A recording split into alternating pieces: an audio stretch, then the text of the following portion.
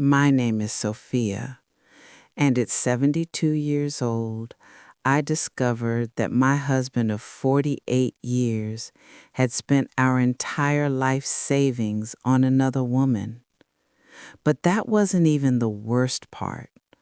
The worst part was how he looked me in the eye and told me I was too old to understand modern love when I confronted him about it. What Richard didn't know was that this old woman understood revenge better than he'd ever imagined. Our story began in 1975 in Brooklyn, where I met Richard at a community college dance. He was studying accounting, and I was working toward my teaching degree. He swept me off my feet with his ambition and promises of building a beautiful life together. We married 2 years later in a small ceremony at St. Patrick's Cathedral, surrounded by family and dreams of forever. For decades, those dreams seemed real. Richard built a successful accounting practice in Manhattan, while I taught third grade at PS 234 in Queens. We lived modestly but comfortably in our little house in Astoria, saving every penny we could for retirement. We never had children, not by choice initially, but after years of trying and heartbreak, we poured our parental love into our students and each other. I believed in the sanctity of marriage, in keeping promises, in growing old gracefully with your partner. I believed that when you loved someone for nearly 50 years, they became part of your soul. I believed that the man who held my hand through my mother's funeral, who celebrated every small victory in my classroom, who promised to love me until death do us part, meant those words. I was wrong about everything. After we both retired 5 years ago, I thought we'd entered our golden years. We had our health, our home paid off, and a retirement account worth nearly $400,000, the result of decades of careful saving and Richard's smart investments. We talked about traveling, maybe buying a small place upstate, enjoying the fruits of our lifelong partnership. Richard seemed different after retirement, but I attributed it to adjustment. He became secretive about money, claiming he was exploring new investment opportunities. He started dressing better, working out at the gym, talking about living life to the fullest. When he began taking mysterious phone calls and stepping outside to answer them, I told myself I was being paranoid. When credit card bills started arriving for purchases I didn't recognize, expensive jewelry, fancy restaurant meals, weekend trips to places we'd never been together, Richard always had explanations. Business dinners with potential clients, he'd say, or networking events for the consulting work I'm considering. I wanted to believe him because the alternative was unthinkable. After 48 years of marriage, suspecting your husband feels like suspecting yourself of being capable of betrayal. But the signs were everywhere, and deep down, I knew. I just wasn't prepared for how devastating the truth would be, or how little I apparently meant to the man I'd devoted my life to loving. The truth came crashing down on a Tuesday morning in March when I decided to surprise Richard with his favorite blueberry pancakes. He'd been meeting a client for what seemed like the 100th time that month, and I wanted to do something special when he returned. But Richard came home earlier than expected, and he wasn't alone. I heard her laughter first, young, musical, completely unlike my own voice that had grown raspy with age. Then I heard Richard's voice, lower and more playful than he'd sounded with me in years. "Darling, you worry too much," he was saying as they entered through the front door. "Sophia's at her book club until noon. We have plenty of time." My heart stopped. I was standing in our kitchen, flour on my apron, pancake batter half mixed, listening to my husband bring another woman into our home. The woman I'd shared everything with, the sanctuary where we'd built our life together. I pressed myself against the kitchen wall, barely breathing as they moved into the living room. "This place is so quaint," the woman said, and I could hear the condescension dripping from her voice. "When are you planning to leave her, Richard? I'm getting tired of these sneaky meetings." "Soon, Crystal. Very soon. I just need to figure out the financial arrangements." Crystal. Even her name sounded young and shiny, everything I wasn't anymore. "You promised me that cruise to the Caribbean," she continued, her voice taking on a wheedling tone. "And the apartment in Manhattan you said we could get together. When is that happening?" "Baby, I've already spent over $200,000 on you in the past year.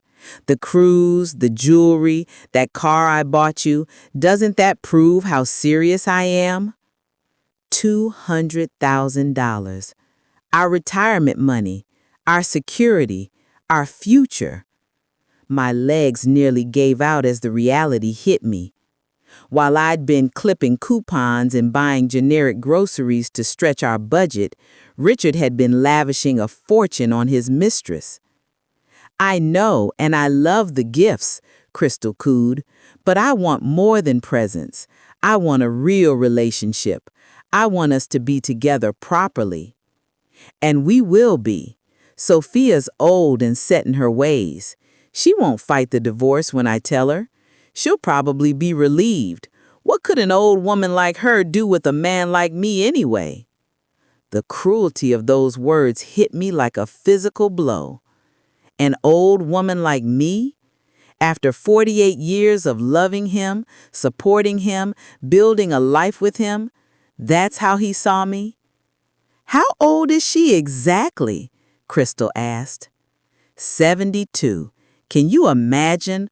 All those wrinkles, the gray hair, the way she shuffles around in those awful house slippers. Richard laughed, actually laughed while describing the woman who'd stood by him through everything. 34. She was young enough to be our daughter. "And she has no idea about us?" Crystal pressed. "None whatsoever. Poor old thing is completely clueless. She actually thanked me last week for taking such good care of our finances. If she only knew her retirement money bought that diamond necklace you're wearing." I looked down at my flower-covered hands, my wedding ring that I'd worn faithfully for 48 years, and felt something die inside me. Not just my marriage, but my faith in everything I'd believed about love, loyalty, and the man I'd devoted my life to. They moved upstairs to our bedroom, to the bed where we'd shared nearly 50 decades of intimacy, and I finally understood that my marriage had been over long before I'd realized it was dying. I walked to our home office on shaking legs and opened the laptop Richard thought I was too technically challenged to use. Our online banking painted the full picture of his betrayal. Account after account had been drained. The money we'd saved from medical emergencies, for home repairs, for the simple dignity of aging without financial worry, gone. Richard had systematically stolen our future to fund his midlife crisis with a woman young enough to be our child. When they came downstairs an hour later, I was sitting in my chair by the window, still wearing my apron, the pancake batter long since discarded. "Sophia," Richard's voice was sharp with panic. "I thought you were at book club." I looked at him, really looked at him, and saw a stranger. This wasn't the man who'd promised to love me in sickness and health. This was a thief who'd been robbing me blind while I slept beside him every night. "Book club was canceled," I said quietly, my voice surprisingly steady. "But don't worry about me, Richard. According to what I just heard, I'm too old and clueless to matter anyway." Crystal had the grace to look embarrassed, but Richard's face hardened with defiance instead of shame. "How much did you hear?" he demanded. "Everything.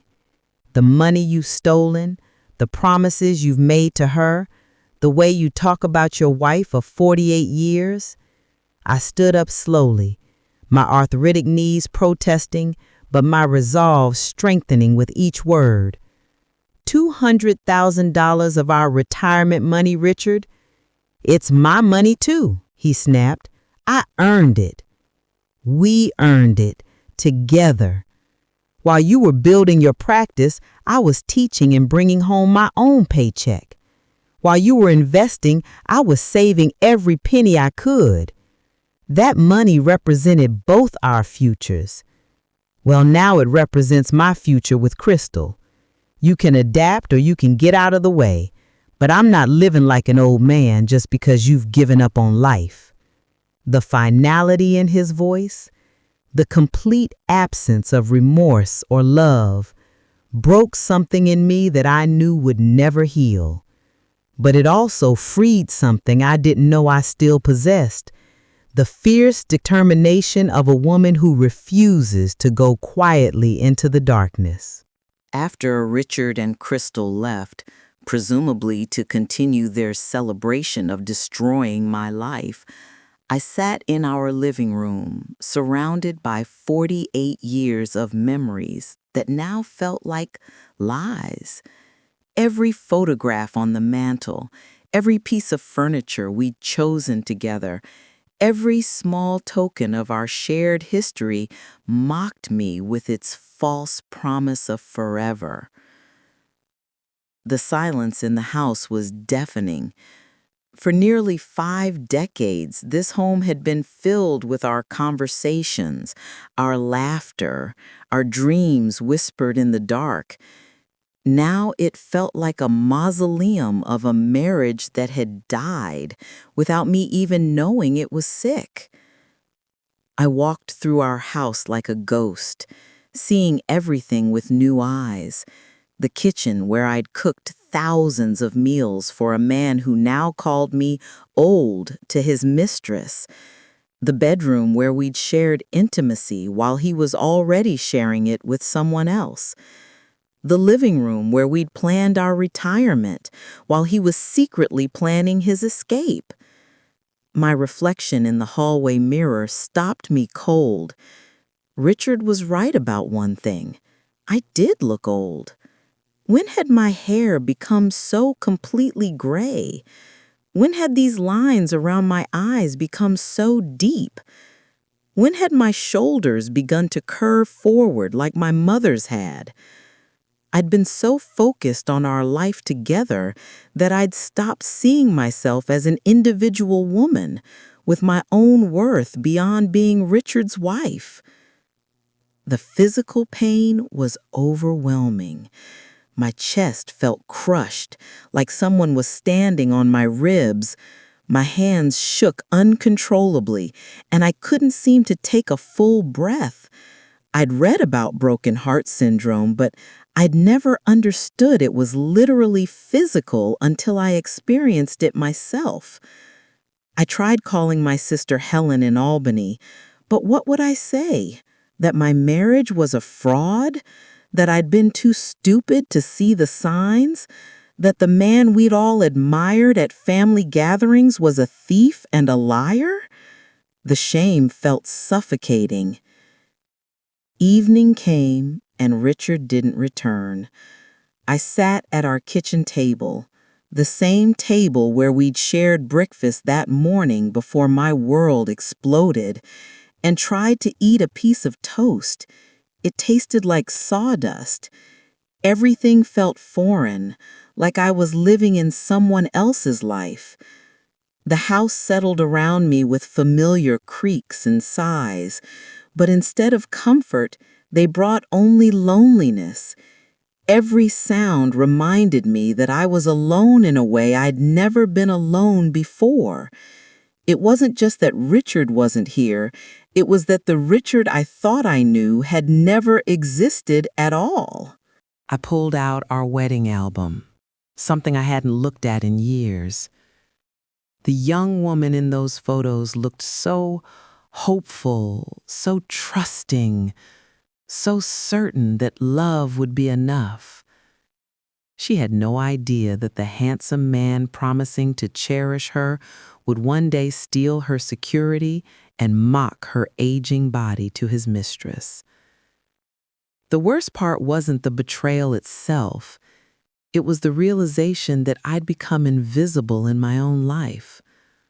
When had Richard stopped seeing me as a woman and started seeing me as an obligation? When had I stopped demanding to be seen, heard, valued? I thought about our friends from the old neighborhood, most of whom had moved away or passed on. I thought about my former colleagues from school, relationships I'd let fade after retirement. I thought about how small my world had become, how completely I'd centered my identity around being Richard's wife. At 3 in the morning, I was still sitting at the kitchen table, staring at bank statements and credit card bills. The numbers told the story of my husband's double life in brutal detail. Designer handbags, expensive dinners, hotel rooms, jewelry, a lease payment on what must have been Crystal's apartment. Each line item was another betrayal, another lie, another piece of my future sold for his momentary pleasure. But as I sat there in the pre-dawn darkness, something began to shift inside me. Yes, I was 72. Yes, I had wrinkles and gray hair and house slippers. Yes, I'd trusted when I should have questioned, believed when I should have investigated. But I wasn't dead. I wasn't helpless. And I certainly wasn't the clueless old thing Richard thought he was discarding. I was a woman who taught hundreds of children, who'd managed a household for decades, who'd survived the deaths of both parents and multiple health scares. I was a woman who'd earned her own money, made her own decisions, and built her own life long before Richard came along.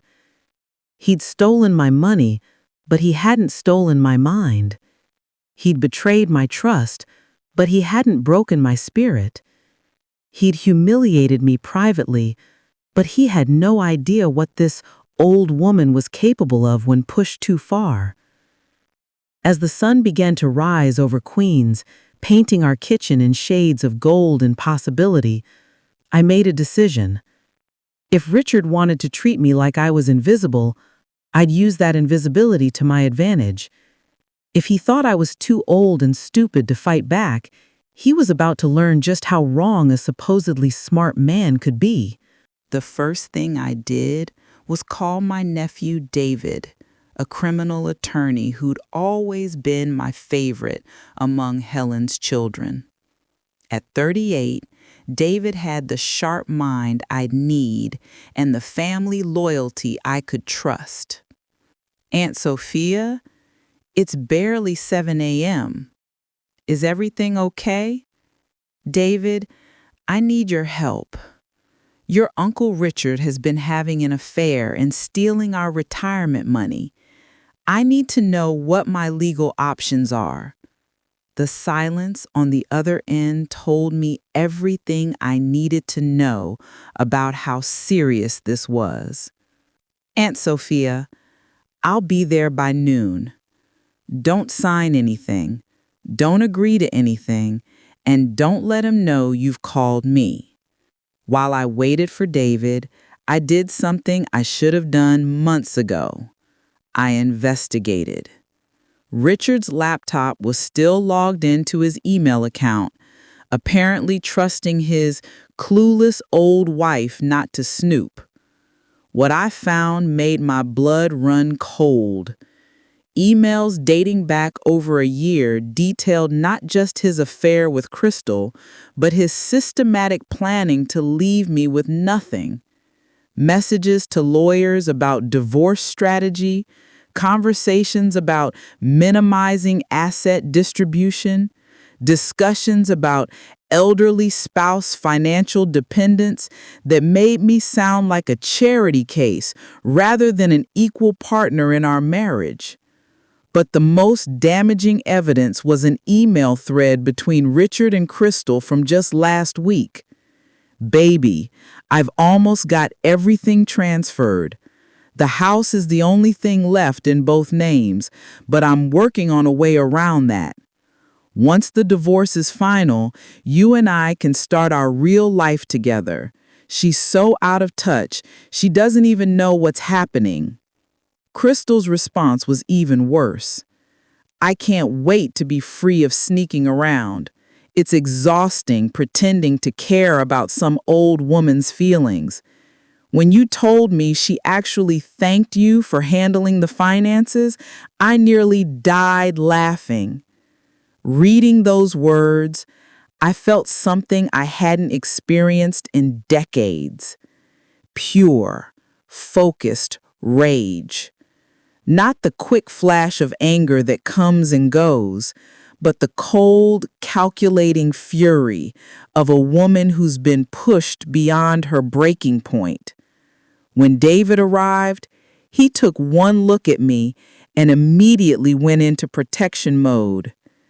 Aunt Sophia, you look like you haven't slept. Are you okay? I'm better than okay. I'm angry, and anger is much more useful than heartbreak.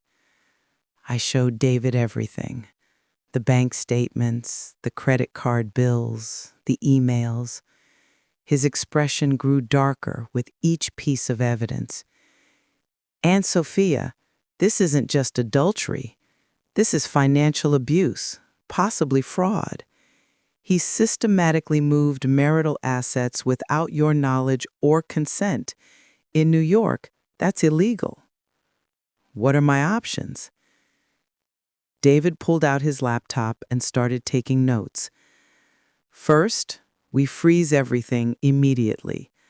I'll file for a restraining order on all accounts to prevent further transfers. Second, we document everything for both the divorce proceedings and potential criminal charges. Third, he paused, looking at me carefully. Third, we make sure everyone knows exactly who Richard really is. That last part made me smile for the first time in days. What do you mean? Richard built his reputation on being trustworthy with other people's money, right? His accounting practice, his standing in the community, his role as treasurer of the country club. All of that depends on people believing he's honest and reliable. I nodded, beginning to understand where this was going. What if people knew he'd been stealing from his own wife? What if his clients found out their trusted accountant was capable of financial fraud? What if the country club members discovered their treasurer was embezzling from his marriage? For the next 3 hours, David and I planned a strategy that would not only protect what was left of my assets, but ensure that Richard's betrayal came with consequences he'd never anticipated. We started with the practical steps. David filed emergency motions to freeze all accounts, demanded full financial disclosure, and put Richard's lawbreaking on legal record. We gathered documentation of every fraudulent transfer, every lie, every penny he'd stolen. But then we moved to the more creative aspects of justice. Aunt Sophia, do you still have friends from your teaching days? People in the community who knew you both? Of course. And Richard's business associates, our neighbors, the people from our church. And don't you volunteer at the literacy center downtown? I nodded, suddenly seeing the beautiful web of connections I'd maintained over the years.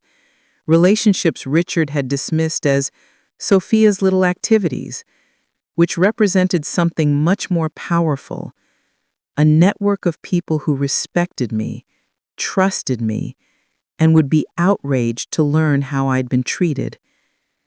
David's next question surprised me. Are you on social media at all? Facebook. I use it to keep up with former students and share pictures. How many friends do you have?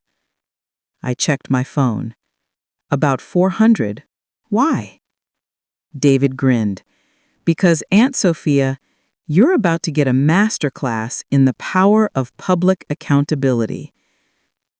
That evening, I sat down with my laptop and began crafting a plan that would ensure Richard's betrayal didn't happen in the shadows. If he wanted to humiliate me privately, I'd return the favor publicly.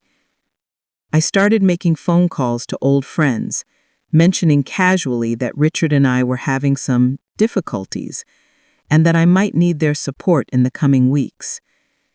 Each conversation planted seeds of curiosity and concern that would bloom at exactly the right moment. But the masterstroke would come from an unexpected source, my own forgotten strength. For 40 years, I'd been the teacher that parents sought out, the colleague other educators respected, the volunteer organizations competed for. I'd spent decades building relationships, earning trust, and establishing myself as someone worth listening to. Richard had dismissed all of that as Sophia's little hobbies, never realizing that those hobbies had made me one of the most connected people in our community. Now it was time to use every single one of those connections. The annual Astoria Community Center fundraising gala was exactly the stage I needed. Richard had bought tickets months ago, back when he was still pretending to be a devoted husband. It was the social event of the year, attended by business leaders, community activists, and everyone who mattered in our neighborhood. What Richard didn't know was that I'd volunteered to give the opening speech about community values and supporting our neighbors through difficult times. The irony was perfect. I spent 3 days preparing, working with David to ensure every word was carefully chosen for maximum impact while staying legally safe. I practiced in front of the mirror until my delivery was flawless, my voice steady, my message clear. The night of the gala, I wore my best navy dress, the one Richard had complimented years ago, and the pearl necklace that had been my mother's. I wanted to look dignified, respectable, like exactly the kind of woman whose word people would believe. Richard was already at our table when I arrived, Crystal conspicuously absent. He looked surprised to see me dressed up and composed. "Sophia, I thought you weren't coming," he said, his voice cautious. "Oh, I wouldn't miss it for the world, especially since I'm giving the opening speech tonight." The color drained from his face. Speech? What speech? About community values, trust, and how we support each other through betrayal. I smiled sweetly. It should be very educational. Before he could respond, I walked to the front of the room where Mayor Patricia Collins was introducing me. Ladies and gentlemen, please welcome Sophia Martinez, longtime educator and community volunteer. The applause was warm and genuine. These were people who'd known me for decades, who respected what I'd contributed to our neighborhood. I looked out at the crowd of nearly 300 people and felt a calm settle over me. Thank you all for being here tonight, my voice carrying clearly through the microphone. I want to talk to you about something very personal, about trust, about the people we choose to build our lives with, and about what happens when that trust is broken. I could see Richard at table 12, his face growing paler with each word. For 48 years, I believed in the sacred promise of marriage. I believe that when two people commit to each other, they become partners in every sense: financial, emotional, spiritual. I believe that the man I married would honor that partnership until death do us part. The room was completely silent now, sensing that this wasn't going to be a typical fundraising speech. Recently, I discovered that my husband has been having an affair with a woman young enough to be our daughter. But that wasn't the worst betrayal. I paused, letting the shock ripple through the audience. The worst betrayal was discovering that he'd stolen over $200,000 from our retirement savings to fund his affair. Gasps echoed through the room. I could see people turning to look at Richard, who was now slouched in his chair like he wanted to disappear. This money wasn't just mine. It was ours, saved penny by penny over decades of marriage. It was meant to ensure that we could age with dignity, that we'd have resources for medical care, that we wouldn't become burdens on our community. My voice grew stronger. Instead, that money bought jewelry and vacations and gifts for his mistress, while I clipped coupons and worried about our heating bills. The audience was completely riveted. Camera phones were starting to appear. In the age of social media, moments like this spread fast. But I'm not here tonight to ask for your pity, I continued, straightening my shoulders. I'm here to remind you that our community is built on trust. We trust the accountants who handle our taxes to be honest. We trust the people who volunteer as treasurers of our organizations to be trustworthy with our money. We trust our neighbors to be who they say they are. I looked directly at Richard, who was now visibly sweating. My husband, Richard Martinez, is the treasurer of the Astoria Country Club. He manages the books for 17 local businesses. He's been trusted with your financial information, your tax returns, your children's college funds. The murmur through the crowd was growing louder. People were putting pieces together, realizing the implications. If a man can steal from his wife of 48 years, the woman who supported him through building his business, who trusted him completely, what makes you think your money is safe with him? That's when the first person stood up. Mrs. Chin from the flower shop, one of Richard's longtime clients. Sophia, are you saying Richard has been stealing from clients too? I'm saying that a man who can systematically rob his own wife while looking her in the eye every day is capable of anything. I'm saying you might want to have your books audited by someone else. The room erupted.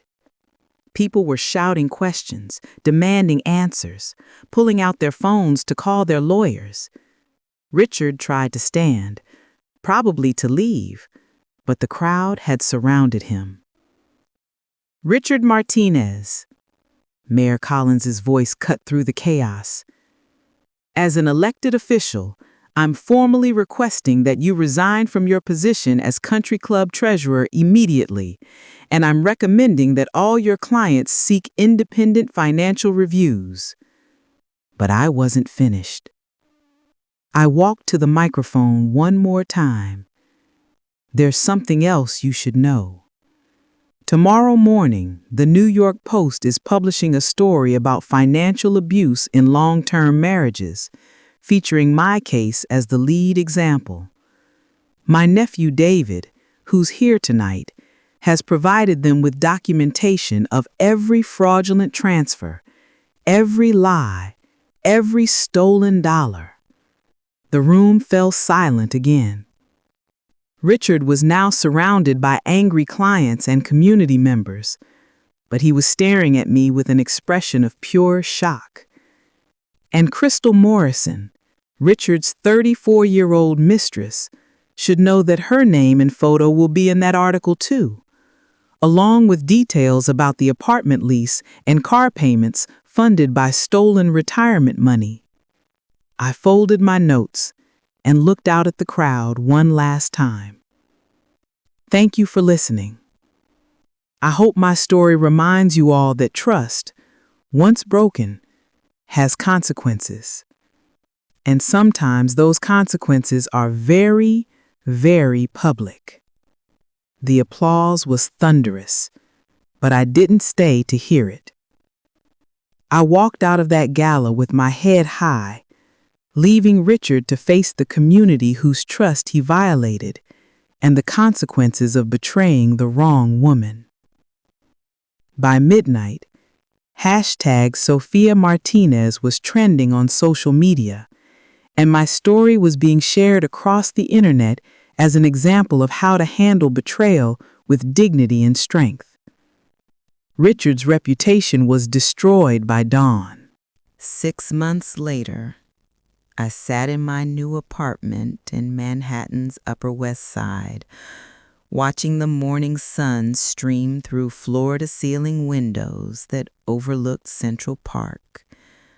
The view was breathtaking, something I never could have afforded as Richard's wife, but easily managed with the divorce settlement that restored every stolen penny plus damages. David had been ruthless in court. The evidence of Richard's financial fraud was so overwhelming that his lawyer had advised him to settle rather than face criminal charges. I received not only the full amount he'd stolen, but half of all remaining marital assets, the house in Astoria, and his entire pension fund. Richard was left with exactly what he'd planned to leave me with: nothing. My phone rang constantly those first few weeks after the gala. Reporters wanted interviews, documentary makers were interested in my story, and support groups asked me to speak about financial abuse in marriage. I was selective about what I accepted, choosing opportunities that might help other women in similar situations. The most satisfying call had come from the district attorney's office. 17 of Richard's clients had discovered irregularities in their accounts after my public revelation. While the amounts were smaller than what he'd stolen from me, the pattern of theft was clear. Richard was facing multiple felony charges and the possibility of prison time. Crystal had disappeared from New York entirely after her name appeared in newspapers and social media posts. Richard, now living in a studio apartment in Queens and facing disbarment from his accounting license, had tried calling me several times.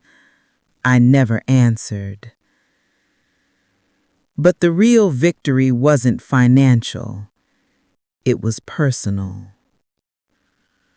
I'd rediscovered who I was beyond being someone's wife. The woman I'd been before I married Richard. The one who'd built her own career, made her own friends, and created her own life. I'd started teaching again, volunteering at the literacy center 3 days a week.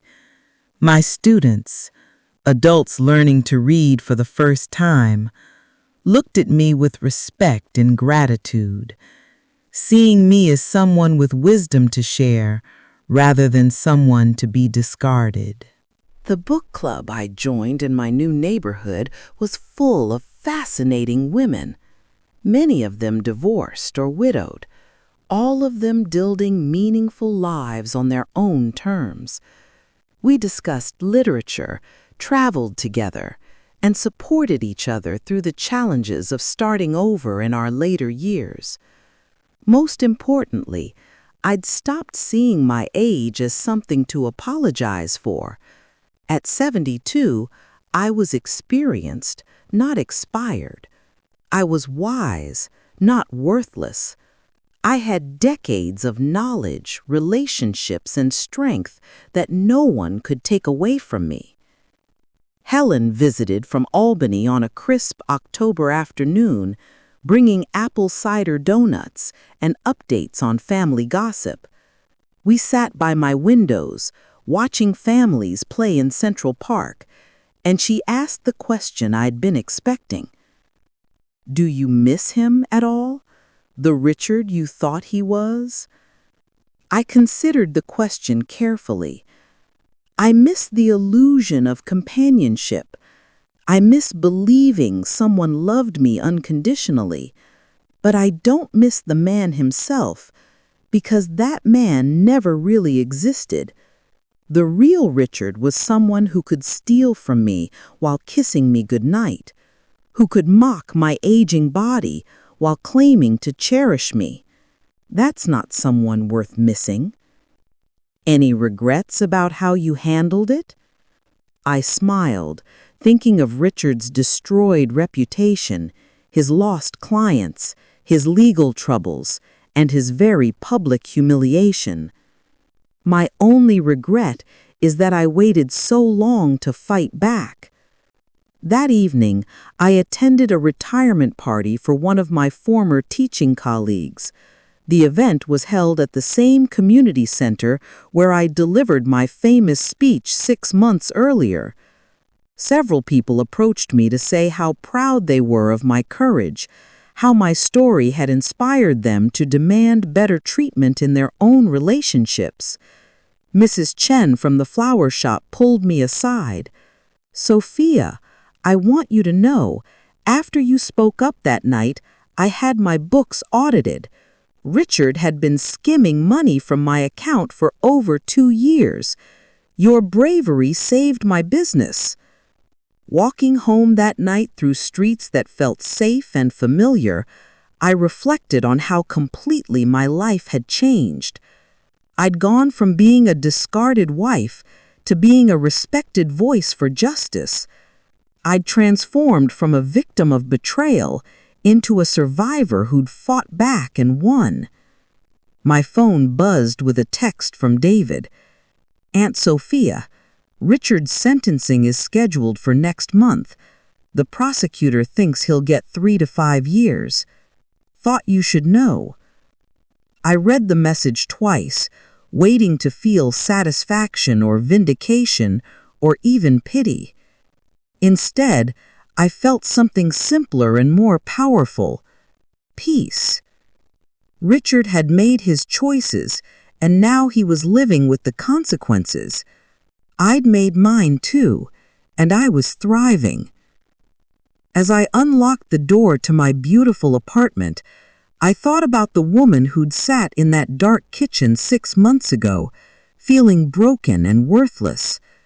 She could never have imagined the strength she'd find, the life she'd build, or the respect she'd earned. The husband who spent all our savings on his mistress had learned that some women don't break when you betray them. They become dangerous.